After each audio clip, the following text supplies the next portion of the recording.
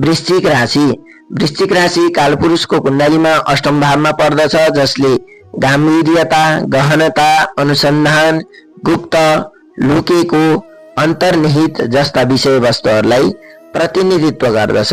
यही गुणधर्म, प्रवृत्ति, स्वभाव आदिका आधारमा वृश्चिक राशिको गुण, धर्म, स्वभाव, प्रवृत्ति, व्यवहार आदि कस्तो रहन्छ त आउनुस् आज जानौ यो वृश्चिक राशिको विशेष श्रृङ्खलामा। वृश्चिक राशिका मानिसहरू गम्भीर हुन्छन्, यिनीहरू रहस्यमयी हुन्छन् र गहिरो स्वभावका हुन्छन्। कुनै पनि विषयलाई हाँसी मजाकका रूपमा मात्र नभएर धेरै जस्तो व्यापक विषयलाई गम्भीरताका साथ, रहस्यमयीताका साथ र गहिरो स्वभावका साथ हेर्दछन्। त्यस्तै वृश्चिक राशिका जातकहरू बाहिरबाट शान्त देखिए पनि भित्र बलियो इच्छा शक्ति भएका हुन्छन्।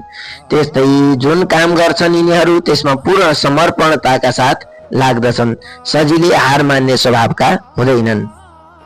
जस्तो सुकै कठिन परिस्थिति आए पनि त्यसलाई पार गरेर अझ बलियो बन्ने क्षमता हुन्छ। भावनात्मक हिसाबमा जीवनमा बारम्बार टुट्न परे पनि यिनीहरू त्यो कठिन परिस्थितिलाई नै आफ्नो सिक्ने क्षमताका रूपमा विकास गर्दछन्। आफ्नो व्यक्तिगत जीवन गोप्य राख्न रुचाउँछन्। धेरै साथी सङ्गी बनाउने, धेरै आफ्ना कुराहरू सेयर गर्ने भन्दा पनि यिनीहरू आफ्नो जीवनका गोप्य कुराहरू गोप्य नै राख्न रुचाउँछन्।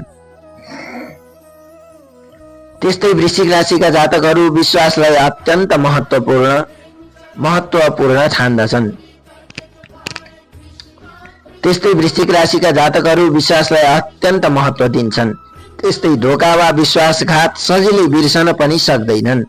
वृश्चिक राशिका जातकहरू मानिसको व्यवहार र मनोभाव चाँडै बुझ्ने क्षमताका हुन्छन्। यिनीहरू अनुसन्धान, खोज र रहस्यपूर्ण विषयमा ज्यादा रुचि लिएर ती विषयतर्फ आकृष्ट हुन्छन्।